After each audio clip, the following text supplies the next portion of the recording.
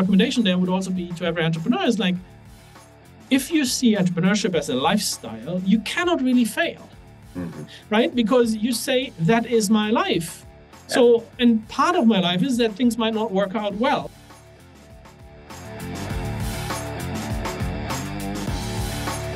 This episode is brought to you by WHU, the Otto Beisheim School of Management. WHU is reshaping the way students learn about business, management, finance, and entrepreneurship through its innovative programs and partnerships in Germany and across the globe. To learn more about this globally ranked university, visit whu.edu today. Hey folks, Garrett here. In this latest episode of the Most Awesome Founder podcast, we introduce Jan Reichelt, co-founder of reference management software company Mendeley, which was acquired by Reed Elsevier in 2013, and the PDF browser plugin company Copernio, which is now called EndNote Click, acquired by Clarivate in 2018. Jan's been an advisor to the supervisory board of SAP, managing director of Web of Science, Freeman of the City of London, and TechCrunch's European Founder of the Year in 2013. He's currently a founding partner and GP of 10X Founders, a Munich-based early-stage investment fund backed by over 200 world-class entrepreneurs and business angels. Today, we'll be discussing Jan's founder journey, from WHU to building and exiting 2 academic research startups, to becoming an angel investor and now VC.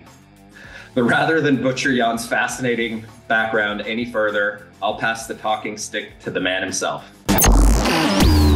Coming to you from WHU on the banks of the Rhine River in beautiful Vallendar, Germany. This is the best and most awesome founder podcast. A show about entrepreneurs, innovators, advisors, and educators, and the stories that make them who they are today. Jan, welcome to the show, mate. Well, thanks. Hi, Jared. Nice to meet you. Thanks for having me. It's great to be here. Yeah, man. I've been looking forward to this conversation since we first met, I guess, almost a couple years ago when I was recruiting you to participate in the first cohort of the WHU Accelerator. And it's a while ago now. Yeah. It is. And I know your feedback and insights are appreciated. So many of those teams are kicking ass and growing. And so it's really nice to kind of be able to share some of the earlier founder journeys. You know, I think WHU is now facing the next generation coming up of entrepreneurs. And I think the culture and the energy is stronger than ever. And as someone that is a big believer in mentorship and learning from the successes and mistakes of others, I think this is a great opportunity to introduce your story to the rest of the WHU community and the startup community in general. Yeah, well, I hope it's interesting. I have a feeling it will be, man. So we start all of our episodes in the same way with a little bout of storytelling. So what would be great is if you could kind of tell us a little bit about your founder journey, where you come from and kind of the steps you took and how you got to where you are today. Okay. Yeah, sure. No problem. So of course, the question is, where should I start, right? It's like, I guess since we are kind of having this conversation because it's rooted in the WHU relationship. So maybe let's start there, right? Once upon a time, many moons ago, when I actually decided to go to WHU, it was interesting because actually I was more of a technical person. So at school, I had physics and mathematics, and I was trying to look for more of a technical degree. But then I met people at WHU, and I saw the WHU, I visited the WHU, and I was just convinced of the concept, but I had to let go of my technical interest because obviously WHU was just purely business. But that was kind of how it all started. So I joined WHU. I studied there from 2000 to 2004. So I was still in the Diplom Kaufmann track. So we were 85 people back then in the diploma course, quite a while ago now. And it was an amazing time. Hopefully many people who studied at WHU will share this experience. And at WHU, I think one of the things that I try to do is always be also with people that are a little bit complementary to me. And it's like one of the things that have stuck with me throughout my entrepreneurial career, actually trying to find people who are different to me and yet sharing the same value system. So I went through WHU, did e-business and entrepreneurship as some of the courses because I was just interested in being able to create something.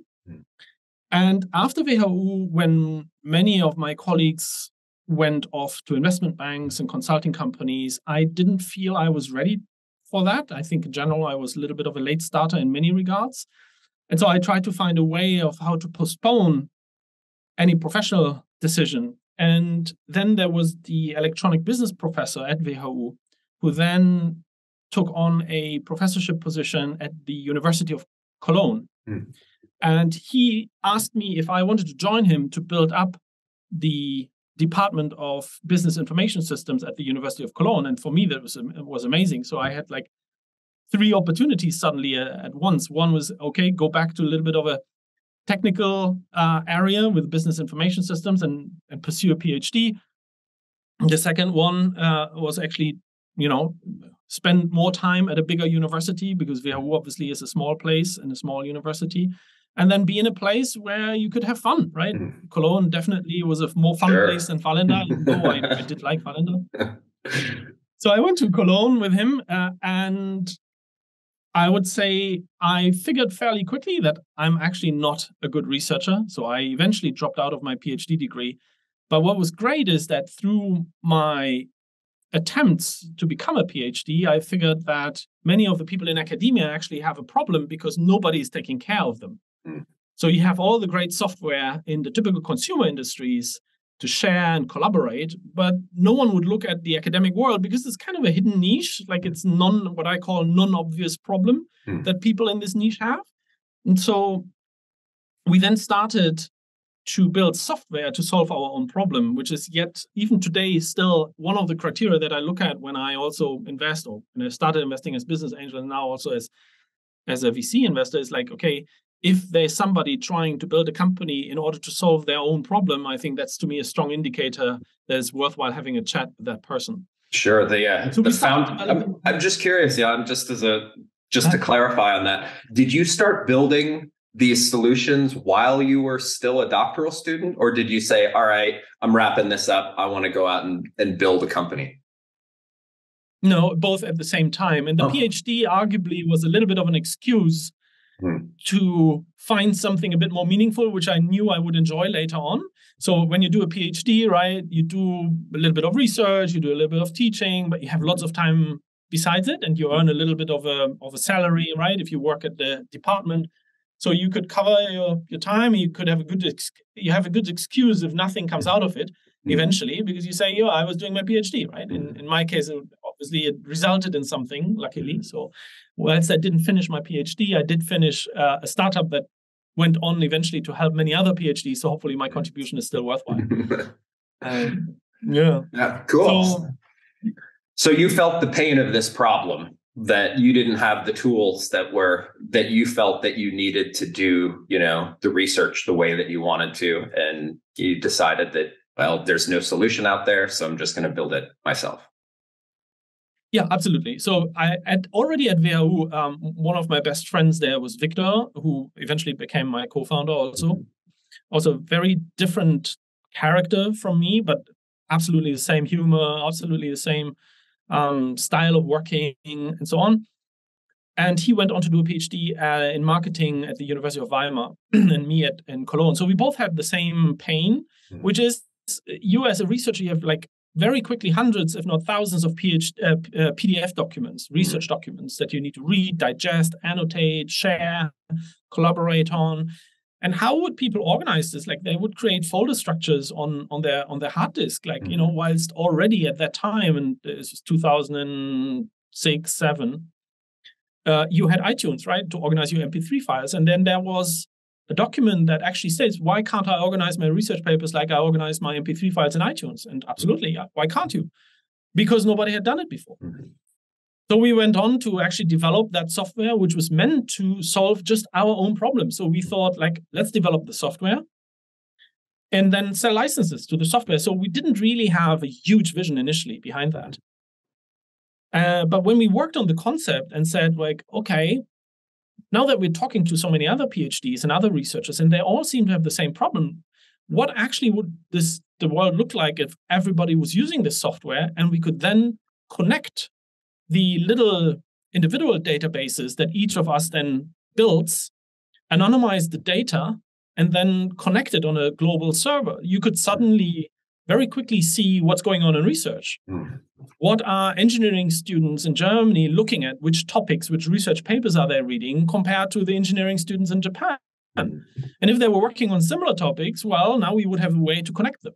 And all this wasn't possible before. So it started all with this idea of becoming more productive. And then suddenly the bigger vision emerged where we said, like, wow, if you then have this huge, massive global database, all anonymized information, then suddenly you could really push research, academic research, massively forward by connecting people, gaining insights, figuring out which university is about to publish in which journals, which topics. And suddenly you create a whole new world of transparency in the world of research, which was kind of still so slow and tiring to work in. I mean, at least that was my experience. And that's where it then became suddenly quite big. Interesting. So I'm curious about the kickoff of building Mendeley. You have a technical background. You are, quite technically minded, but you joined a former WHUer as well, who is a marketing guy. Is that how the roles in the early days were split up? Were you the technical guy and he was the business guy, or did you bring in other technical people to kind of drive the product side of things? Yeah, so I was a technical guy to figure out that I'm not a technical guy, so to say. So I was actually a programmer before going to WHU. So I did develop code in Pascal and C and C++ and so on, but only to actually realize, hey, I will never become a great developer. I will never become a great software engineer. It's not kind of where really my strength is, but I know how software engineering works, let's say at least high level. So we knew we were quite thin on the technical side, Victor and me. And so we looked into our network to actually identify a third person, which we finally found, who was a computer science student, Paul. And so in the end, it was the three of us who were became the co-founders of Mendeley. And Paul had lived in London at that time already. And we then, when we discovered, hey, this vision is suddenly much bigger, this could become really a big thing, we then said, okay, let's go for it. We then looked for venture capital. We knew it was going to be difficult in Germany. I mean, consider this was 2008. It was really the early days of the startup ecosystem in Germany. And when we got the opportunity to think about London as our home, because we got investors based in London with Passion Capital and another international investor, Ambient Sound Investments, which were the Skype founding engineers, we said, like, yeah, clearly, let's move to London and let's seize the opportunity there. Also because the academic markets, obviously, UK and US are much bigger than the German academic market. It was English speaking, and you could straight from the beginning build a company with an international perspective rather than, again, like, this is now 15 years ago, a German company focusing on the German market. So we were quite immediately thinking in a global fashion about this. So we moved everything into London, set up shop there, and then started. It's interesting to hear that, because I started my first venture-backed company in München.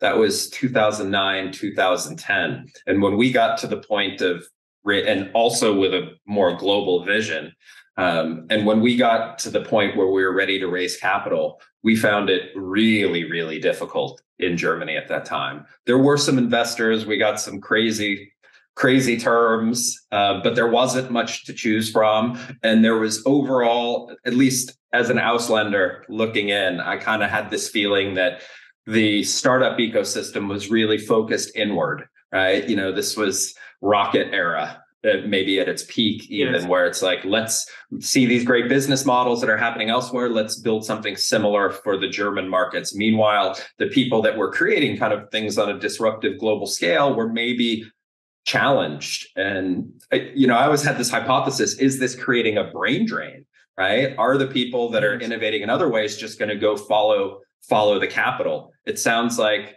for you, it was a combination of not only capital, but needing access to those bigger markets. Is that a fair assessment? What brought you there? Yeah, absolutely. I think, it was clearly capital was one of the aspects. Again, like the VC scene in Germany at that time was like very small, but it was also putting yourself into an environment that's more helpful to building a global company. And in our particular case, the strategic consideration that the top universities are all English speaking, US, UK, it was kind of almost a no-brainer to move to London. We did consider the US, but we just didn't have enough connections to the US. And from an immigration perspective, the US also was more difficult. UK at that time, was Brexit wasn't on the cards. You could just move there and settle there and just start working. So was pretty straightforward. And what you're saying in terms of VC scene, or let's say startup in Germany, one of the things that now that I'm back in Germany, so I've lived in the UK for about 12 years. I'm back in Germany since about a year. One of the things I like to say is like when I am in the UK, I always thought I was German. Because of course, the UK way of saying things when they disagree with something, it's not like, oh, I disagree. Yeah. It's more like, oh, you might want to reconsider if this is really a good decision. It's all like very subtle. And so I always felt like, oh, I'm the German. And then you come back to Germany and you think, oh, no, I'm not German anymore, because these Germans can be really tiring. So it's a very, very fascinating experience. I feel you, bro. I've been dealing with that my whole life. being half and half is like I'm too direct for one side and not direct enough for the other. But I think that begs an interesting question, right? Because I believe so much of entrepreneurial success is about who you know. Right. Your networks are so incredibly valuable, especially in the early stages when you're trying to cobble together resources and talent and capital and things like that. How was it for a couple German guys moving across the channel and building something for the first time and in a place that you weren't particularly familiar with? Yeah, definitely a challenge. But the thing I think, a character trait of many entrepreneurs is a certain level of naivete, right? You do not know what you get yourself into, because if you knew, you wouldn't start it in the first place. So we went there not really knowing what to expect us. And then at the same time, the fact that we wanted to solve this problem, which is more like an intrinsic motivation rather than an extrinsic motivation of finding something to do. It was like, yeah, we want to solve this problem. Now we get the opportunity. So all these things together, then in a combination of being in a global capital. London arguably is like one of the global capitals of metropolises of the world. The network, everybody goes there to achieve something. Nobody goes to London to retire. So everybody wants to be there to be on full speed, right? So the combination of those factors actually were very, very beneficial. It wasn't easy, obviously, but it was such a great experience. And as an entrepreneur, you just feel the thrill despite all the pain. I think, we obviously did well, and you just do not look so much at the complications. You just go for it. And then eventually you will either succeed or you don't. I mean, either way you will know. Right. Well, I love the fact that you brought up intrinsic motivation. I feel like that's a story that I tell all the time to aspiring founders. Like, if you're in it for the money and the recognition, your chances of success are going to be a lot lower. If you're really trying to create value, solve a pain point, do something that, you simply just want to do, that is a recipe for success. So I want to bring it back. So now you're in London with your co-founders. You've raised some capital. You're starting to build Mendeley. Where does it go from there?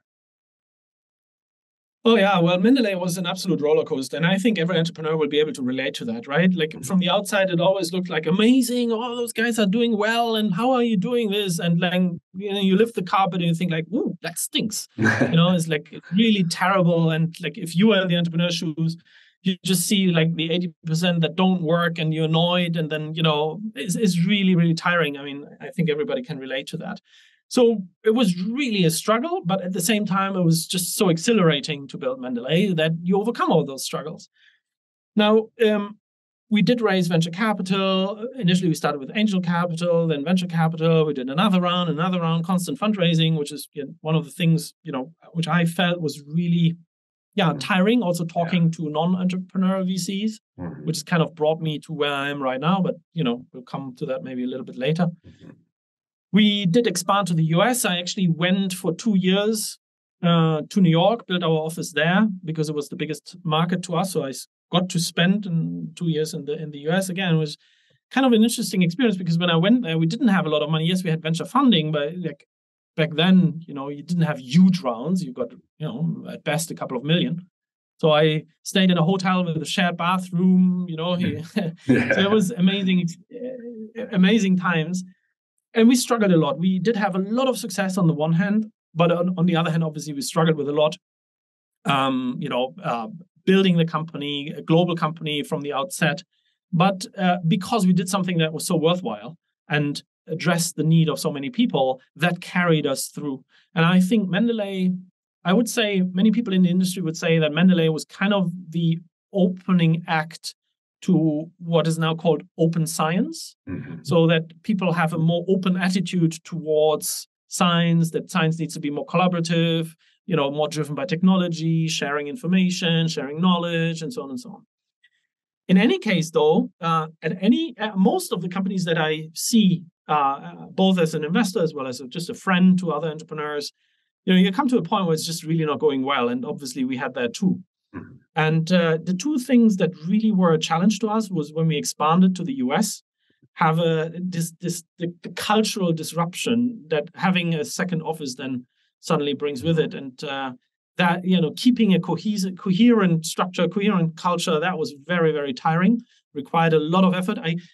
At that point, I had not expected that actually a lot of the work that you do is just like really actually communicating and being with people rather than actually doing what I would call more productive stuff. Like, I don't know, compiling an Excel table, doing user testing and all this stuff. No, it's like this soft stuff that takes a lot of time.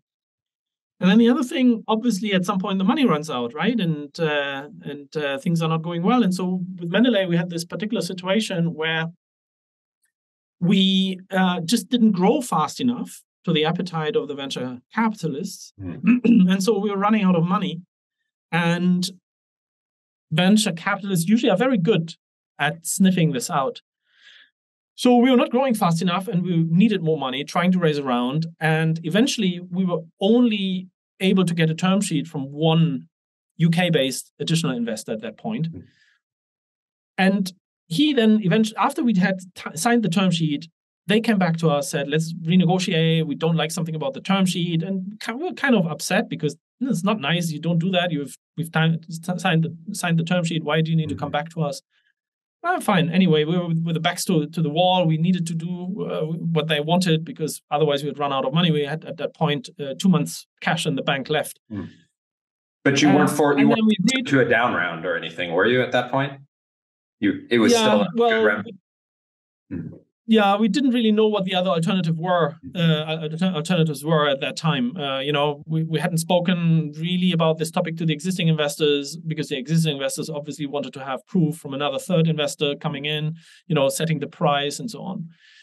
So after we had agreed to this change in terms with this investor, a couple of days later, again, he called me and said, there's another thing we need to change. I'm like, come on, are you kidding me? But again, like, what are you going to do? Fine, let's be pragmatic, let's do it. And then that happened a third time. And in this case, I can remember what it was. It was complete founder revesting after we had put 4 years into this company, sweat, blood, and tears. And we just felt like, he's really not getting us. I mean, if this was the problem, we wouldn't have started, right? So at that point, then Paul, Victor, and I, we said, look, it's not going to work with this investor. So we have 2 months cash in the bank.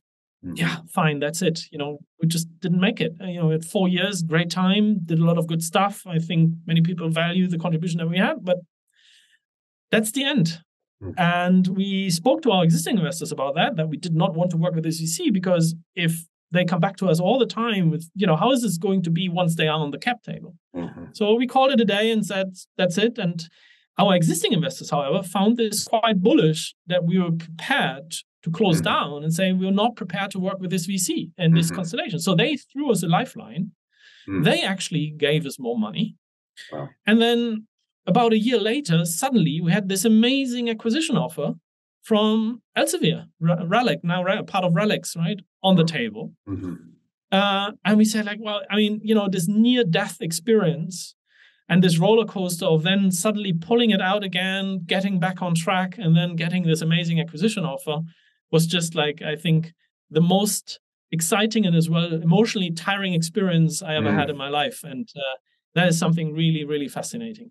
Wow. That is a fascinating experience. I'm curious a little. I mean, I've been a user of Mendeley. I think it's what you guys created was great. It was one of the reasons I was so interested in having this conversation with you. But you're also explaining the story where, you were at the end of your runway. You got thrown a lifeline to kind of stay afloat. And then a year later, you're getting an acquisition offer. Can you share a little bit about what you think made you a compelling acquisition? Was it your customer base? Was it the rich data you had? Was it the technical infrastructure? Because Reed Elsevier, I mean, I know that's been rebranded and changed hands a few times. That's a pretty exceptional organization. What did they see in Mendeley that made you an attractive purchase?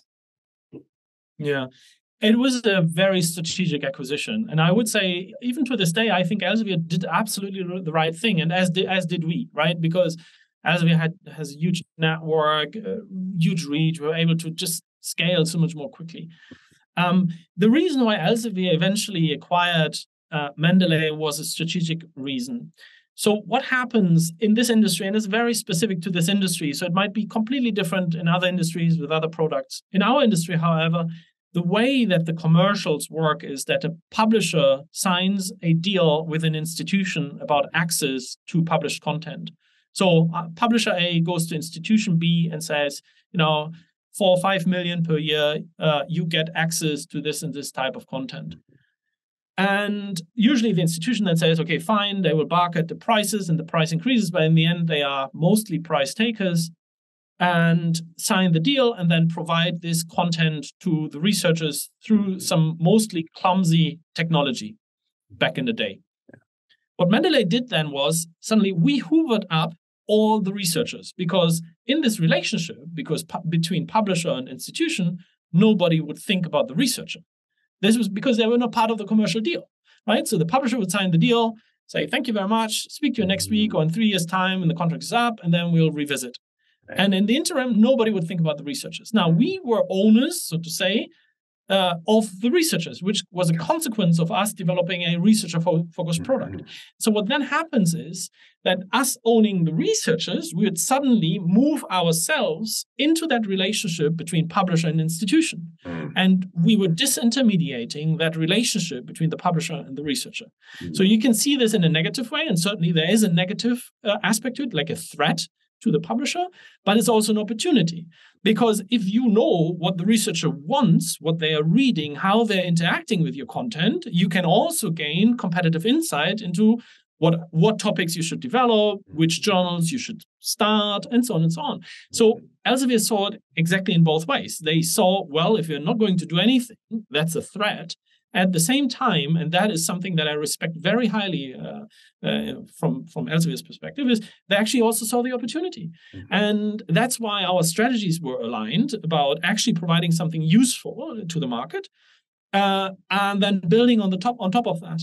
And so that's why the acquisition eventually, I think, also was a very big success. And to this day, Mendeley is one of the biggest research management tools out there, and Elsevier is firmly committed. And when we joined, I had to scale the team from 50 people to 200 people. We rolled out institutional versions. And so I think overall it was a very good development.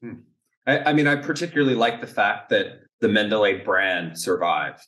And it's interesting. Now I kind of understand why that makes a lot of strategic sense as well, since you're the brand attached to the researcher, and for the publisher to put their name.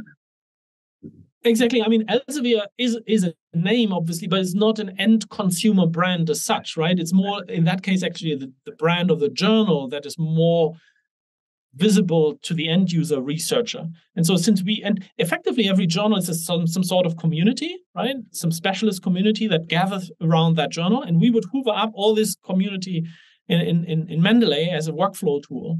And that's why Elsevier found it quite valuable, because suddenly the whole community would be engaged with Mendeley, and there was really deep engagement because it's a workflow tool. Right. Okay, so you get acquired in 2013.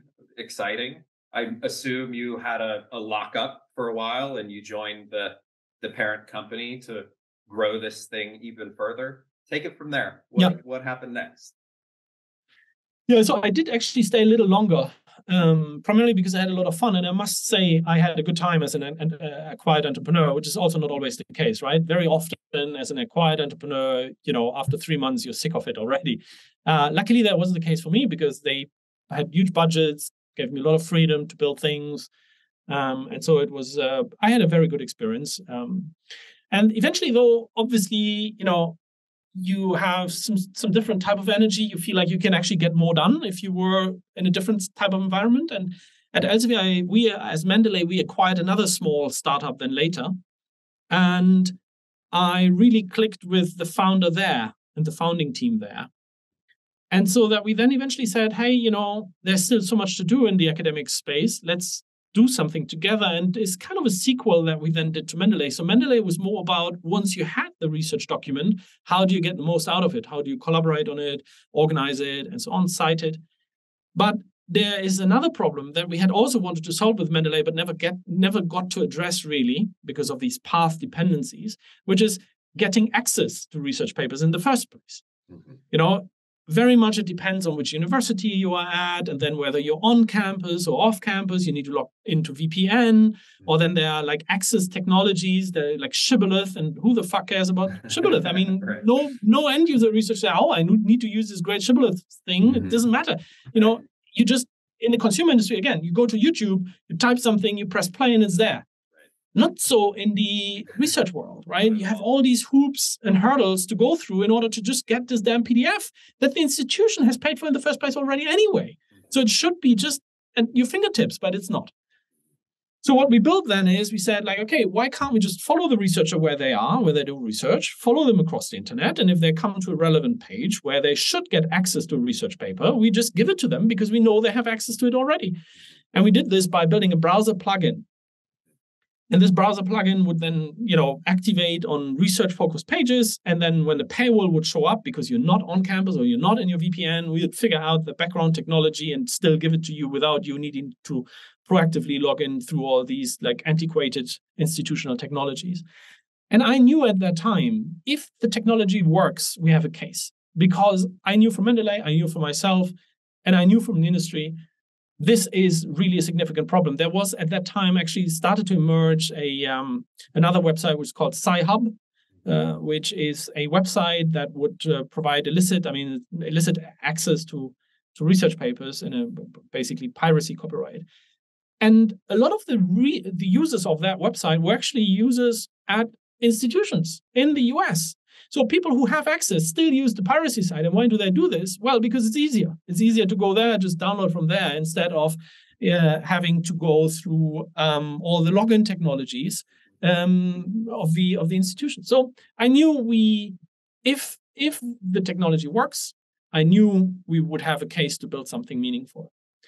Now, what happened then was, at that time, Thomson Reuters IP and Science, so they had a business unit called IP and Science, which were kind of the business unit developing products for the academic market.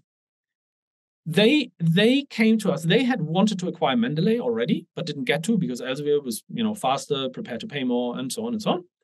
So they came to us very, very quickly and said, look, we want to acquire you because, again, they didn't get to acquire Mendeley. They saw the case for Copernio. They saw it worked and said, look, if we put this together with Web of Science, which is kind of the gold standard in every academic institution in this world, we can scale Copernio, bring this solution to millions of researchers within a year or 2 years' time and just solve this problem. Just get rid of it. You have the technology, we have the distribution. And so again, as someone who's more intrinsically motivated than anything else, not I need to build the Jan Reichelt kingdom, but I want to do something that's worthwhile. Right. we agreed to the acquisition under the condition that I could then actually build this together with my co-founders and co-founder Ben, could build this within Web of Science. And so we did. I became a broader responsibility for the whole Web of Science, which is a $250 million business. Funnily enough, I became responsible for EndNote, which is the biggest competitor of Mendeley. Right. So I was then responsible, so to say, for kind of, building my own competition. And then obviously Copernio and then Pablons. And so responsible for a whole bunch of digital products, a couple of hundred people, again, global business, lots of responsibility, had a great experience within that company again, was treated very, very well, and enjoyed my time and brought Copernio. I think to this day, Copernio is one of the most downloaded browser plugins overall. I think it's more than 2 million downloads, probably more now already. But again, I think it worked really well. I think it was a very good acquisition, and it did really well also for the academic industry. I want to ask you about that acquisition as well, because I think it's really interesting, and maybe you can connect the dots on one thing. You found this new kind of co-founder team that you connected with. You saw another problem. You had experienced the pain of, you wanted to solve it. And it sounds like relatively early you got this acquisition opportunity because, as you said, you kind of built it under the umbrella of Web of Science. Where was Copernio at the stage that the acquisition happened? Did you have product market fit? Was it a growing company, or did they say, hey, the tech, it looks like it's ready, let's acquire it and incubate it under the umbrella of the mother? No, we definitely had product market fit. We had a couple of, I think, like tens, maybe even hundreds of thousands of users. So we were the case was clear. So it was not just speculative. It was not acqui-hire or anything like that. It was clear that there was a product market fit. What we did not have at that point yet was commercialization. We didn't have that in place. That was too early. So the plan would have been, okay, let's build the product, get to product market fit. We didn't need really venture funding so early on because obviously me, as well as my co-founder, who we eventually acquired under the umbrella of Mendeley previously, we had like money in the bank. So we could tinker around initially without actually diluting too much. We would have planned with a funding round at some point. And then try to go it alone. That was definitely an option. Had the offer from Clarivate, which then was Thomson Reuters IP and Science, rebranded as Clarivate, had the offer of scaling this up and giving me that broader responsibility, not being that good, not being such a good case to get this product out so quickly to so many millions of researchers. So 2 exits in 5 years. I mean, that's impressive within itself. You've now joined a world-renowned brand. You're leading a pretty large organization at that point with a lot of resources at your disposal. Quite a big change from being a startup founder, I imagine. How did that unfold, and where did that take you, and when did you decide that it was time for the next journey? Yeah, well, I mean, what you say is this overnight success that takes 10 years, no? Right. So you say 5 years. You can also say, well, we really started to tinker around with the idea of Mendeley in 2006, and I left Clarivate in 2020. So effectively, it's 14 years, right? So it depends on which perspective. Still good numbers, mate. It's still 14 years, 2 acquisitions. That's pretty solid. But yeah, I understand. Yeah, no, I'm by no way I'm complaining. No way I'm complaining. So, so Clarivate was also a very good experience. I got to see another organization, and I think it's a really worthwhile experience for an entrepreneur to be in these organizations and understand how they work, and also actually quite dysfunctional at some point, because I do think it equips you a lot with knowledge about the next startup, how to set it up, what are the dynamics that exist, as well as, I believe, I hope it's true, but we'll see, as an investor, right? Because if you are now a sparrings partner to an entrepreneur, having seen the full cycle, I think is quite useful as well. And when it comes to explaining to startups, okay, how do you position yourselves? Should I actually build relationships with these corporates that are actually my competitors or not? Like all this type of dynamic is kind of worthwhile. I eventually left primarily in this case, I think, because it became very financially driven, the whole organization. It was American run. It was then we actually floated on the New York Stock Exchange, and there was a big emphasis on the share price. And I totally respect that. I'm not saying it's a bad thing, but it's not the thing that motivated me most. It was more like, doing something useful, impactful, creating stuff. And that became a little bit a second priority in this environment. So I had started to invest already as a business angel in a couple of companies, just mainly because I enjoyed it. And that's then kind of where we reconnected with some of the other people now running 10x Founders, or the partners behind 10x Founders, who all have a very similar experience. Everybody kind of built startups, some successful, some not so successful, some obviously enough successes that balance out the failures. But everybody does this out of passion. And so we said, look, if we do what we do anyway, because it's our passion, and we are successful in terms of building meaningful relationships as well as financial success, we might as well just do it properly, right? So let's go and do it and support. Like, what's the way to support more entrepreneurs? Is we go to our network, raise capital that scales us, leverages us, and provides more support to the European startup ecosystem. So that's then where we joined forces as the partner team. We went to our network. And then based on the historic track record that we all had as both investors as well as entrepreneurs, we raised 160 million euros early stage fund from about, as you said, initially 200 individual entrepreneurs. Again, I think the way how we work is very, very much network driven. So in the first fund, because we wanted to set the culture, we did not have any institutional LP. It was all really driven by our network. And the network actually also wanted to support us and say, you've done so many great things. If I could give you money, I would. And so, okay, fine. Yeah. So we initially had a target size of 120 and with a hard cap of 150. And then we had lots of demand and then another 10 million. So we capped it at 160 eventually and started investing in April 2021. Yeah. Wow. I mean, first of all, 160 million first fund. That's impressive, mate. Like that, you don't hear that story very often. And it, like you said, it's a testament to the network. But I want to unpack it a little bit. As a guy that's raised a pretty significant amount of venture capital from non-entrepreneur investors. And yeah, I have plenty of horror stories. I could dig up some PTSD about some of those experiences pretty quickly. But I'd like to hear from you. Because clearly you appreciate that ethos too of, being able to, as a founder, being able to get checks from people that have been on that journey with you. Why do you think it's important to have investors that have been entrepreneurs in the past? I think to me, there's always one very good example, which was one of my problems when I was an entrepreneur. And I think which exemplifies very, very well what startup founders might think in their relationship with investors.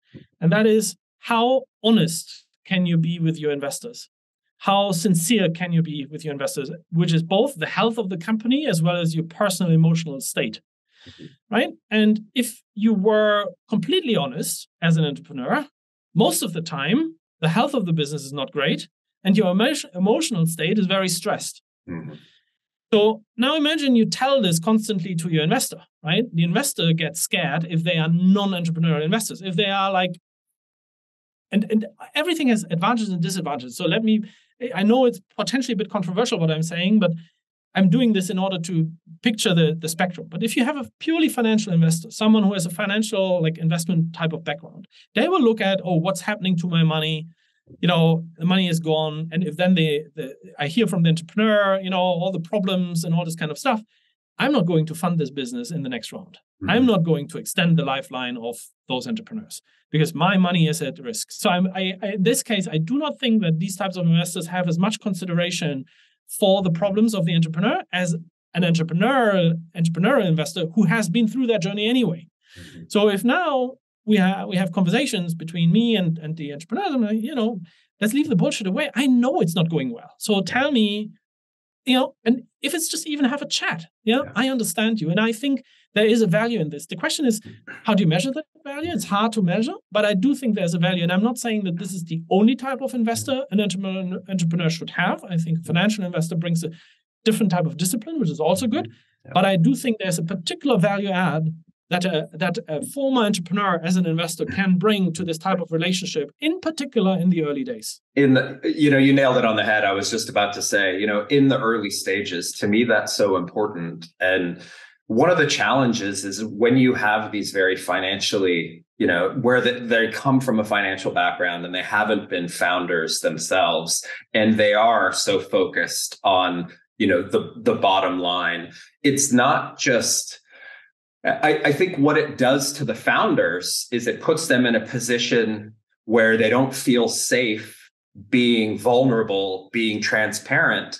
And as a result, they kind of do the fake it till you make it thing, or they just, they say everything's going great. And then what that eventually does is it erodes trust. And this is something that I talk to young founders so much about is, you think of an investor as someone that's, giving you money to go out and do your thing. But in reality, you're kind of taking on another business partner almost, right? You're taking on someone that, you could be in bed with for the next 5, 10, 15 years, depending on the trajectory of your business. And you need to treat those relationships almost like you treat your co-founder relationships. And that means you have to be able to be open and vulnerable and transparent. And sometimes that environment isn't conducive to it. That's why I'm a big believer in what you guys are doing, because, if I was a portfolio company of yours, I know you've been through those highs and lows. I know you've been through, the uncertainty and the self-doubt and the imposter syndrome and all of those, emotions that we go through. But if I can't share that with you, then I'm not going to be authentic. And then you're probably not going to trust me as much back, right? Absolutely. That's so true. And so there are two additional aspects. So when I look back at the entrepreneurial experience that I have, I think the most tiring thing was not, let's say, necessarily uncertainty. I mean, it's going to be uncertain. It's not the working hours. You have to work a lot, but it's this emotional stress that you have, because, and this brings me to my second point, because your private and personal life mixes with your professional life to some extent. And if you do not understand how to take entrepreneurship as a lifestyle rather than a professional career choice, as an investor, financial investor would do, then I think that is problematic in this relationship, right? So, being able to feel this emotional stress as well as being able to connect on this entrepreneurial lifestyle decision, I think is incredibly valuable. Now, I'm not saying that as an investor now, because we can be open with each other, I'm going to save your ass no matter what. So there are limits, obviously, but just being able to have the conversation and also being honest, look, I don't think it's worthwhile, or no, try, Obviously, for example, one other question is which we had as the Mendeley founders when we were just shortly before bankruptcy is okay, how much should we really try? When is enough? It's really hard. So being able to have these types of conversations, in particular when it's not going well, and let's be honest, most of the time in the early stage, it's not going well because it's just full of problems. I think these are very, very cool conversations. And honestly, I do enjoy it. And quite frankly, it's also just a lot more fun than just looking at the numbers and our revenues going up or down, or, this type of stuff. So I just enjoy it more as well. So this brings me to a question that's arisen that may be a little bit controversial as well. So forgive me if I do that. But as an American that has built companies in Canada and Germany and the US, one of the things that I've always recognized is different cultures' understanding of failure. And I think most entrepreneurs, especially serial entrepreneurs that have done it multiple times, at some point have faced either impending failure, potential failure, or actually full-on collapse. How do you see, as someone that's built 2 successful ventures in the UK, have experience in the US, and is now supporting European and international startups from Germany, do you see culturally a difference still in fail culture and what's acceptable and what isn't in the different places that you've been? Yeah, I think so. I think there is definitely still a culture difference between the Anglo-Saxon approach and the German approach. The gap has narrowed, but I don't think that the German culture is still as proactively embracing failure as much as the Anglo-Saxon culture. Again, I don't think it's a reason to complain. It's something worthwhile realizing. I was lucky to experience the Anglo-Saxon culture in both of my startups. Arguably, I was very lucky also in my efforts. But one of the things I also hope to bring back to Germany now that I'm back here after living in the US and the UK for the last 12 years is kind of bringing this kind of, positive energy. Even if it doesn't work well, you've still tried something worthwhile in your life, right? Rather than just sitting at the desk somewhere doing like maybe some not so meaningful work, you've actually tried to do something. You've tried to create something. And that just the fact that you've went out there and you tried something, I think deserves the recognition. The other thing is that I feel my recommendation there would also be to every entrepreneur is like, if you see entrepreneurship as a lifestyle, you cannot really fail, right? Because you say, that is my life. Yeah. So, and part of my life is that things might not work out well. So in my case, when we had this super stressful time with Mendeley, I always made sure I did a lot of exercise, see my friends on the weekend. I started to travel to Brazil quite a lot for, different reasons. I had a really good time, even though it was incredibly stressful. So had we failed after 4 years, indeed, because we would have had to close shop, I would still have been able to say, yeah, okay, it didn't work out eventually, but I built something that delighted a lot of users. And at the same time, I had a good time because I enjoyed my time as an entrepreneur, the flexibility I got, being able to continue to do exercise, build my personal relationships. So, and if you see it in that way, it's very hard to actually just define it as failure, right? Yeah. And so that is kind of the way how I always have looked at it and continue to look at it. But arguably it's kind of characterized by my personal experience. Well, I agree. And I like this approach of like, look, if entrepreneurship is your life and your lifestyle and your career path, or however you want to define it, I always think of it like the way professional poker players think of it, right? And this is I'm not saying that being an entrepreneur is gambling per se, but the way poker players look at it is they don't play to win the game. They play to win the career. So they measure their ROI in years, not in tournaments or in games. So they're looking to be up for the year, not each day. And, I think that analogy works with founders is, you can be the best founder in the world and some shitstorm, economic climate, competition, anything, you can do everything right and still fail. Or you could be a total train wreck and everything lines up perfectly and you have a huge success. The name of the game is what you do over time. But the reason I brought this up is, and I've mentioned this once on the podcast before, but where I come from in Boulder, Colorado, we have a celebration each year for all the failed founders. And they get paraded down the street and carried on people's shoulders and celebrated. And I've asked this question so many times on both sides of the pond to investors is, would you rather invest in a founder that's failed or a founder that's never tried?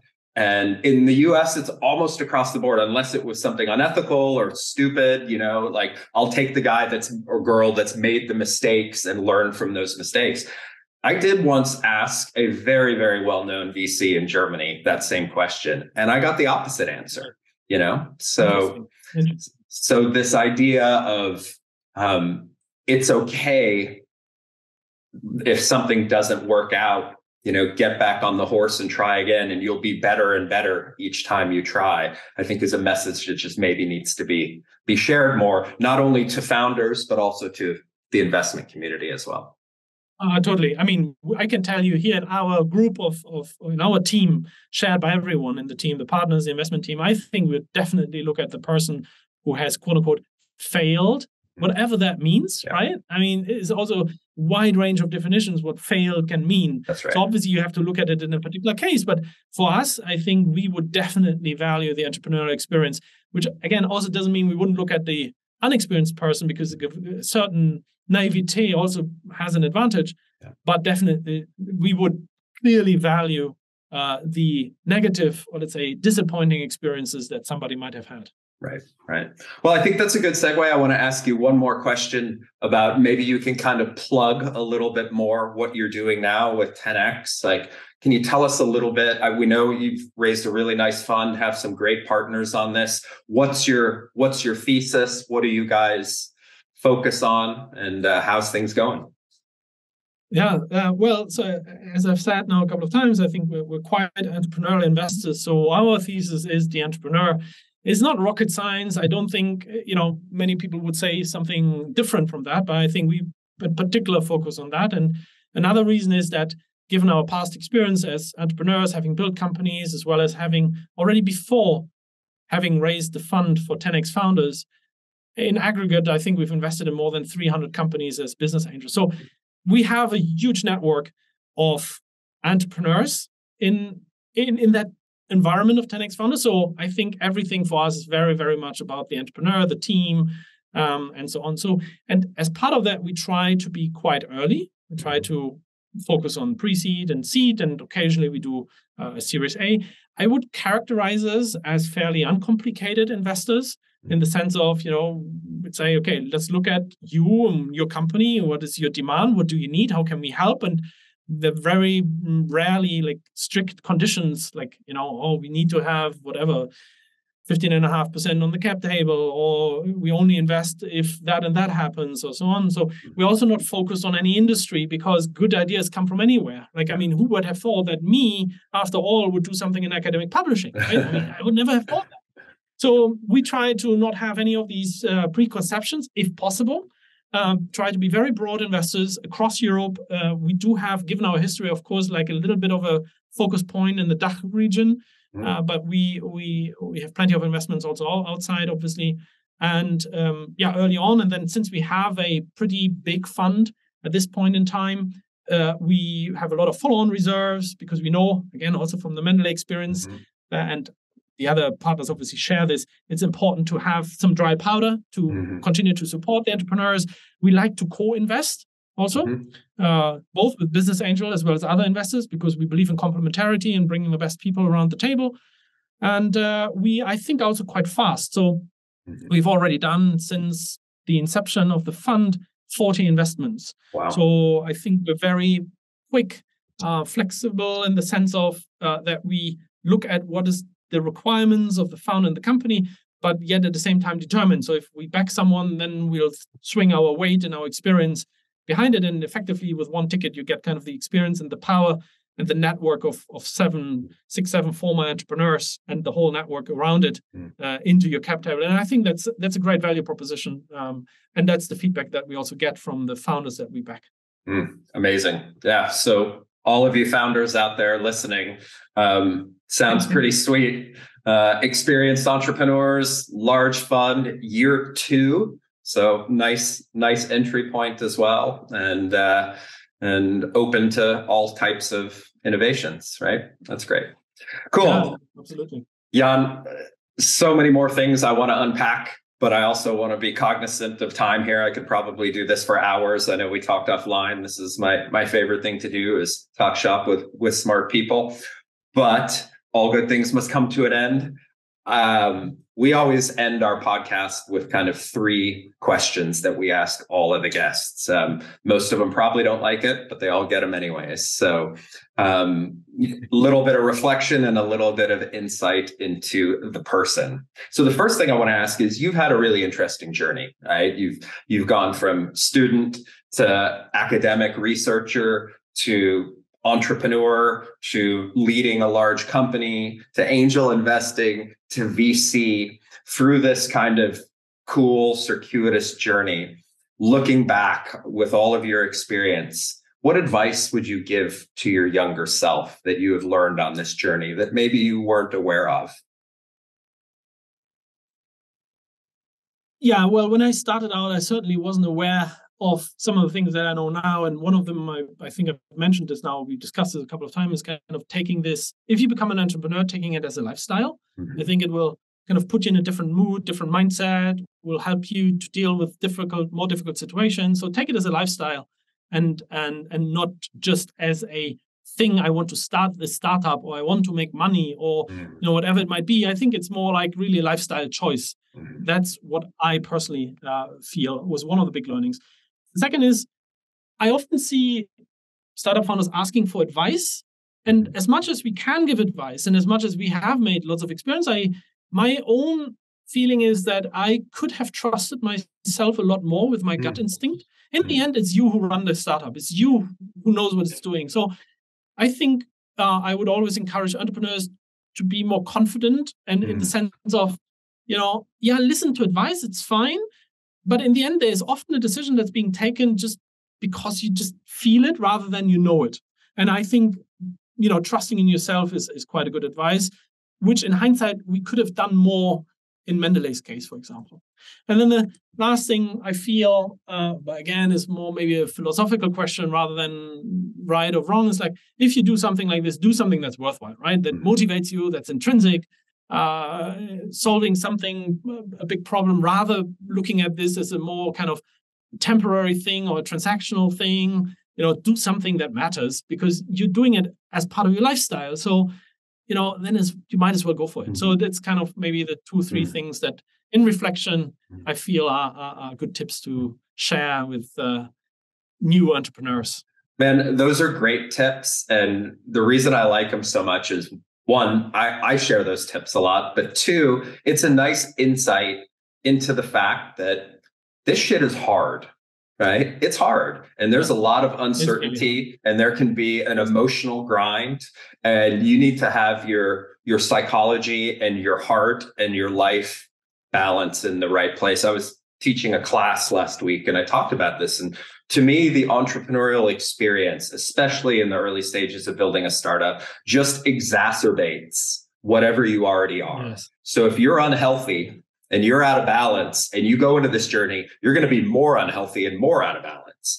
If you are well balanced and have a nice lifestyle and have your interests and passions both with your work and outside of it, it gives you this freedom and space to be able to double down on and the energy to double down on those things, right? So if you're going to go into it, you can have a great experience if you go into it prepared and ready. Yes. I agree. Very much so. All right. A couple little quick rapid fire ones. So always, I feel like you can learn a lot about a person by what they read. Now, I know you have a little baby at home, but probably still too young to be reading kids' books. So what is on your bedside table? What are you reading these days that you could share? These days, because I just recently became a dad, reading time is fairly limited in the evenings, I must admit. But I do want to say one book that really impressed me was *Sapiens*, A Brief History of Humankind. I mean, it's a no-brainer almost. And the reason why I liked it, because it gives you so much perspective on why things are the way they are in this world.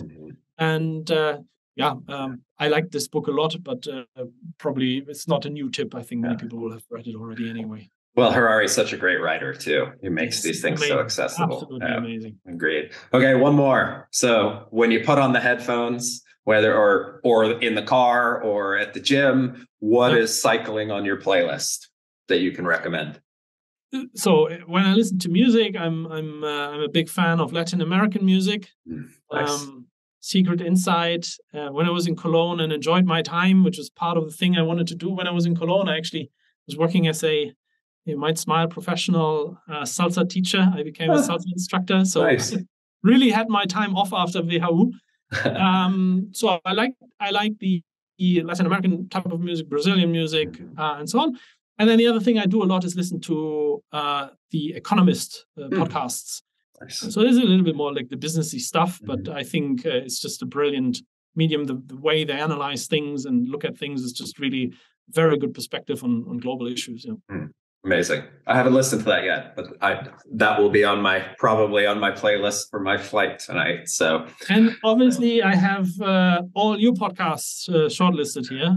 I've listened to some of them already. I'm not fully through yet, but obviously I'm going to say that. Oh, thanks for the plug, buddy. I appreciate you. You, man. Jan, like I said before we started, I've been looking forward to this conversation. I've been fascinated by the things that you've built, and now even more fascinated by the journey that you've taken. And, thoroughly impressed by what you guys are building with 10X Founders as well. So I very much look forward to tracking the journey ahead and seeing where everything goes. But it was an absolute pleasure.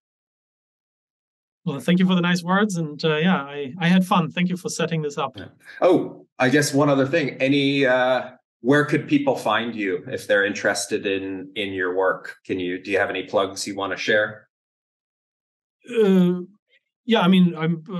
would say you find me through the WHU circles, obviously. You find me on LinkedIn.